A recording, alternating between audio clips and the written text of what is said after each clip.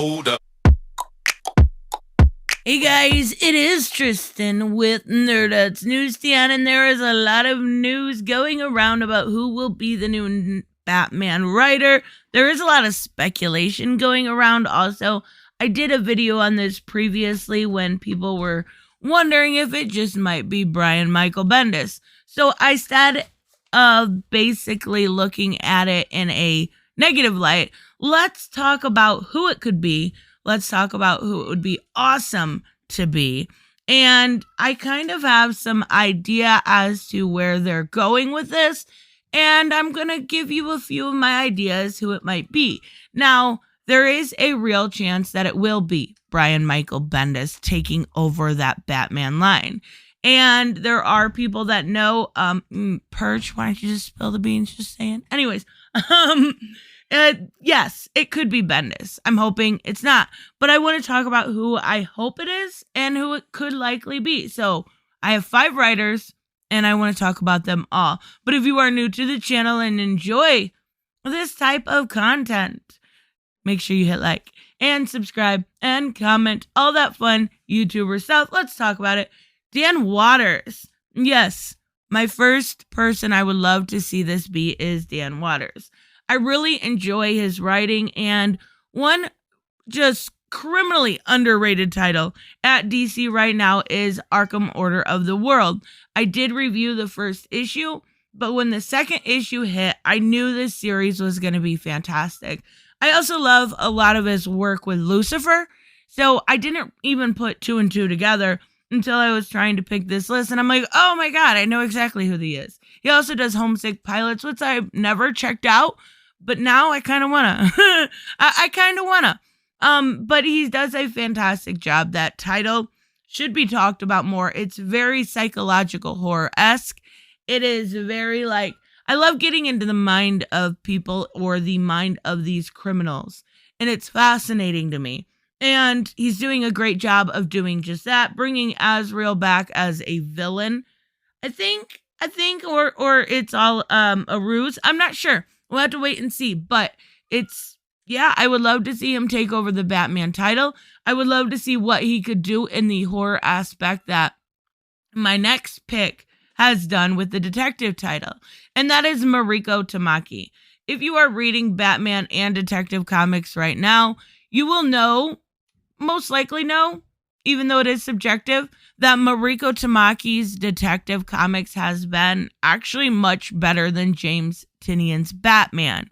James Tynion's Batman puts Batman a lot of times in the back seat and puts a lot of his new characters or his new tech in the front seat.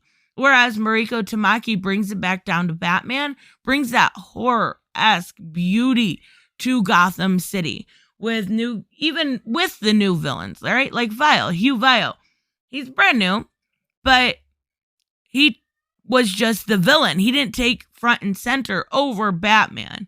And I think that title is another one that's really underrated, especially because it really is. It's so much better than Batman. I'm honestly, at this point, kind of at the same point I was with Tom King, but in a different manner. I'm ready for a new Batman writer. James Tynion is a fantastic writer when he does stuff like horror, and I've talked about his Department of Truth a lot. It's fantastic, but his Batman is not that great. It's just not. So let's talk about the next on my list, and this is, we'll go with Geoffrey Thorne first. Because Geoffrey Thorne has been writing Green Lantern, and he's doing a fantastic job. He's telling this insane story. The only thing I don't like about Geoffrey Thorne, as far as that title, and it's not even his fault, it's the art. The art to me, and I've gotten used to it, I have, but everybody kind of looks like their proportions are a little disproportionate, and once you get used to it, it's okay, but even so, his work on Green Lantern has put him in a point to me where I didn't know his previous work. I would say his skill level is up to something that could write Batman. Now, there is a huge difference here, and I want to make sure I say, when it comes to Geoffrey Thorne, if he were to get the Batman title, I don't know how Jeffery writes grounded characters. I know how he writes the big Celestials or the Green Lanterns. We know how he is able to do those well. So could there be a difference from writing a grounded to something on the larger scale? Sure, yeah, obviously. But I still think he would have the skill level to do it. And a lot of that comes from his interactions, his ability to write dialogue, and the way he humanizes characters, not necessarily the scale of which they are in that universe, right? So next one's kind of a dream. I don't see it being likely at all. But, it would be nice. It would be really nice. Sean Gordon Murphy, right? Everybody loves his White Knight universe. I don't know anybody that actually has really too much negative to say about it. Now, would he actually go over and write a mainline continuity Batman? Unlikely. There's a lot of freedoms that come with writing a black label or an off label or a different multiverse. There's a lot of freedoms you get there, right? And clearly we see that when it comes to his White Knight and then his wife stuff with Harley. Oh, I love it. I love it so much. So I don't see this actually being something he would do, nor do I see it something DC would do, simply because they are invested in that White Knight universe, and it does seem like there is going to be more that is coming. But my last pick here would be Jeremy Adams. Now, I will put a link in the cards to my Ask the Experts with him, and I actually really like his writing on Wally. I like his family dynamic. I think he could do a lot of good for the Bat family, for their interactions, even though they aren't quite as wholesome as interactions between the likes of Batman and Jason Todd, but he does a really good job with that dynamic. He's writing currently The Flash. If you haven't checked it out, you are missing out on a really great Wally West story. The only other issue I see with this one is when I did speak with Jeremy, he talked about wanting to do wanting to stay on this title for quite some time, as long as it sells.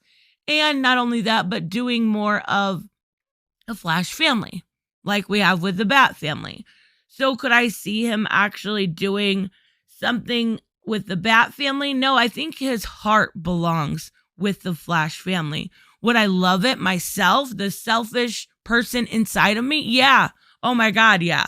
I would love to see that great dynamic we've had before with the likes of Grant Morrison and stuff like that. So I honestly, I hope above all hopes that we either get Dan Watters or Mariko Tamaki.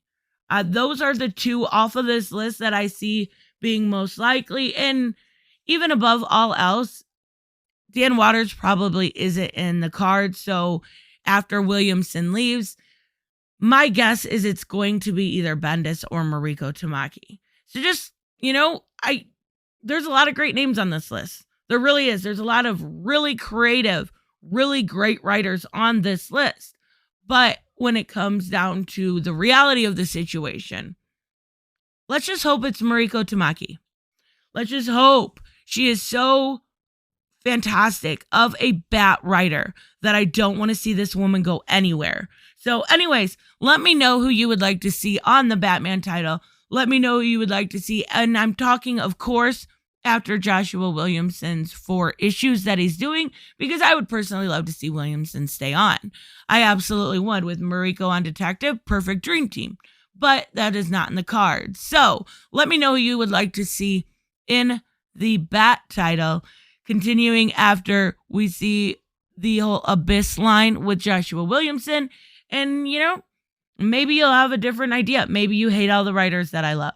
But anyways, let me know. I will see you guys in the next one. Bye-bye.